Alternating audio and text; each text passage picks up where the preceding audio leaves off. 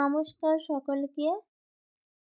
কালকে আমাদের এখানে বাবা পঞ্চাননের ভোগ হয়েছিল।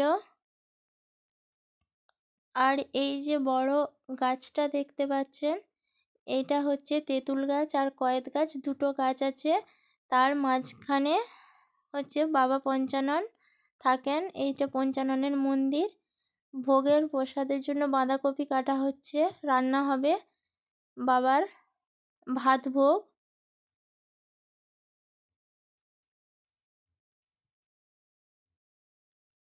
আর একদিকে এই যে বাবার মাছ আসছে, মাছ একটা হচ্ছে কাতলা মাছ আছে, একটা রুই মাছ আছে। আর এদিকে রান্না বান্না চলছে। এতগুলো হাঁড়ি আসছে, এগুলোতে হচ্ছে বাবার ক্ষীরভোগ হবে। তার জন্য সব ভক্তরা সব আসছে ক্ষীরভোগ দেবে বলে।